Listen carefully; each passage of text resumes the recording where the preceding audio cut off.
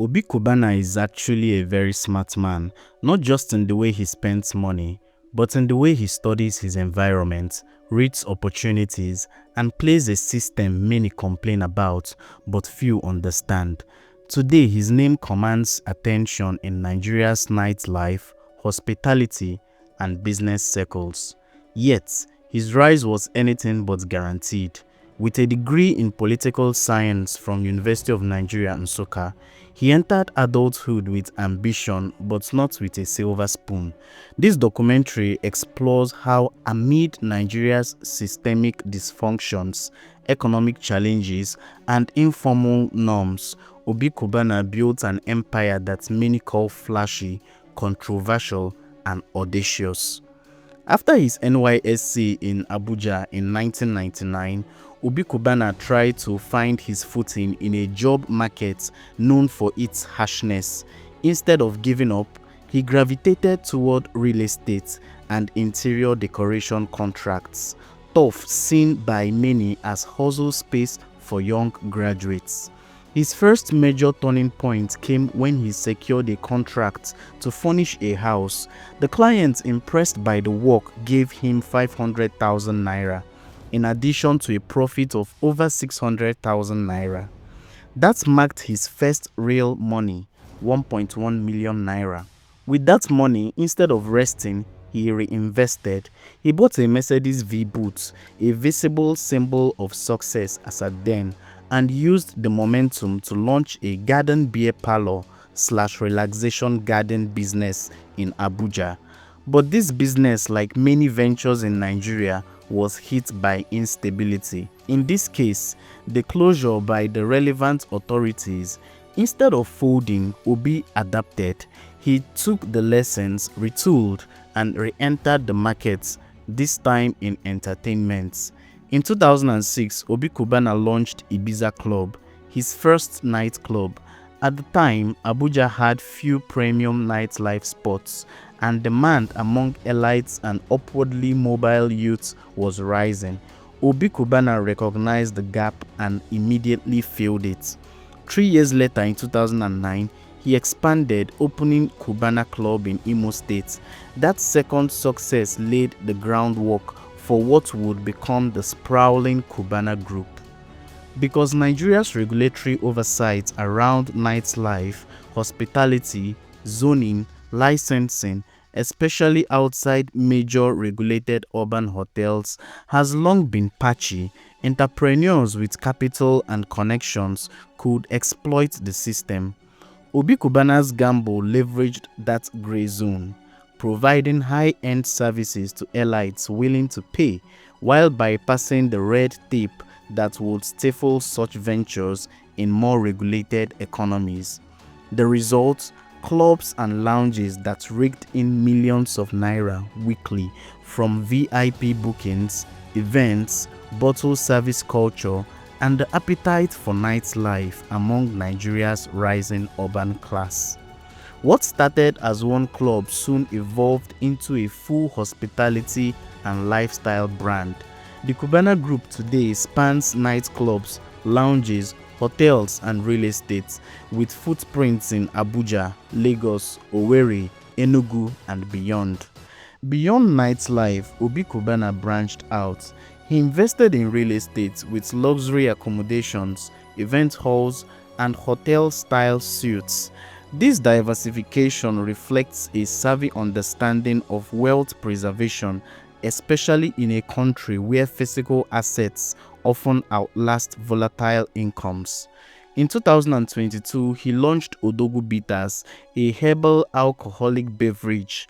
That move signaled a pivot from providing drinks in his clubs to controlling a drinks brand, capturing value across supply, distribution, and consumption. Through these moves, Obi Kubana transformed from nightclub owner to diversified entrepreneur, insulating himself against downturns in nightlife and building long-term business structures that many less versatile operators lack.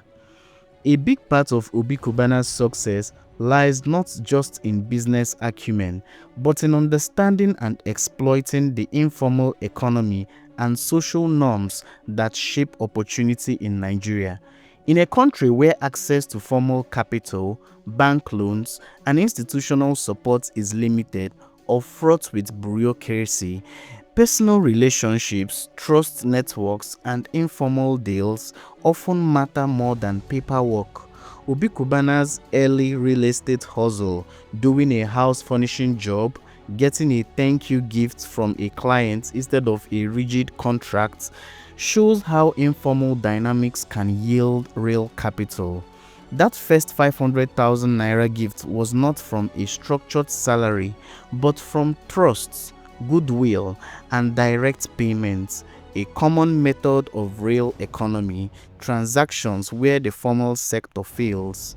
Similarly, the rapid expansion of Cubana Group across states with differing regulatory rigor arguably benefited from Nigeria's inconsistent enforcement of licensing, zoning, taxation, and oversight. For entrepreneurs willing to take risks, this patchwork of regulation becomes fertile ground. Obi Kubana also used visibility, nightlife, celebrity presence, social media buzz to build brand prestige. In a society where status matters deeply, the perception of success often begets real success. By positioning Kubana Group as a luxury lifestyle brand, he tapped into a demand among upwardly mobile Nigerians for glamour, status, and exclusivity, effectively monetizing social aspirations. Obi Kubana has never shied away from flamboyance. The opulent burial of his mother in 2021 is perhaps the most illustrative example, reportedly receiving hundreds of cows, goats, rams, a gold-plated casket, and even a custom diamond pendant for his mother.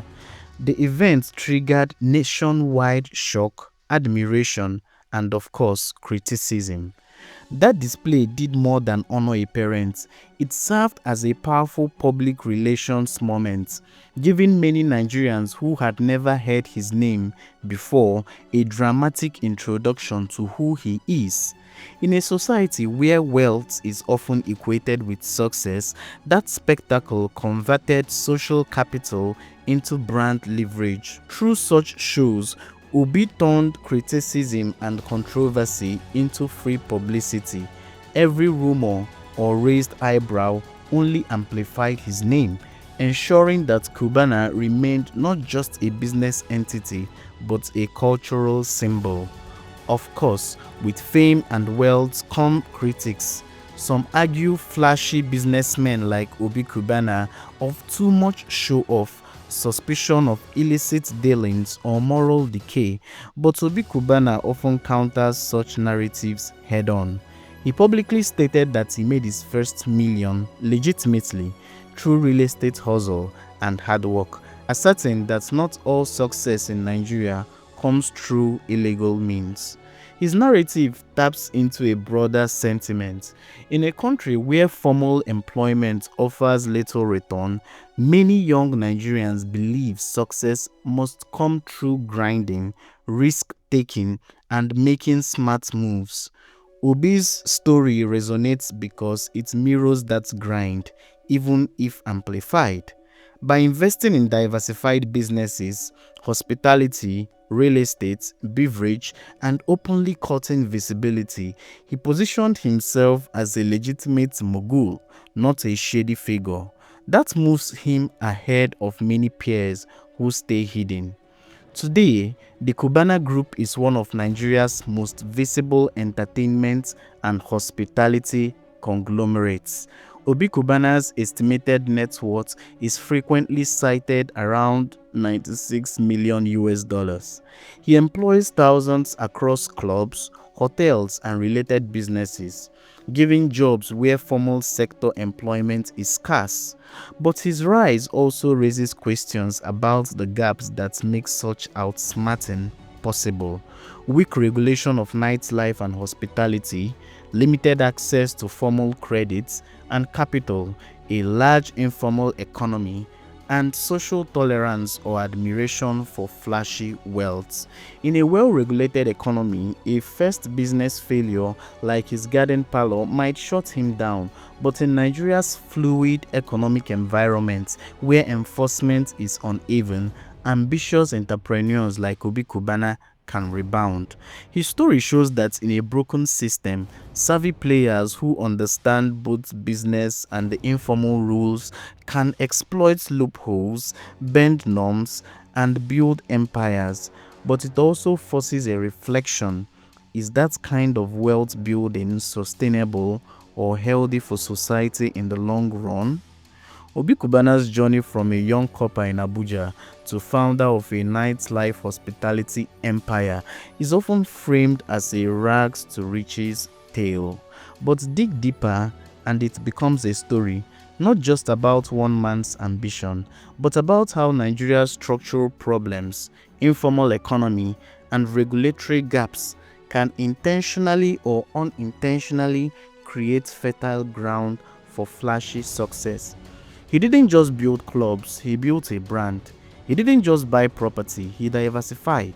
He didn't just flaunt wealth, he used spectacle to cement his influence.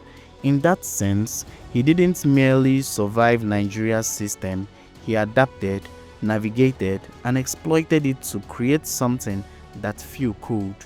Whether you view it as genius entrepreneurship or controversial exploitation, Obi Kubana's story forces us to ask uncomfortable questions about opportunity, inequality, regulation, and what success really means in Nigeria today. Thank you for joining us today. Do not forget to like, share, and subscribe. See you later.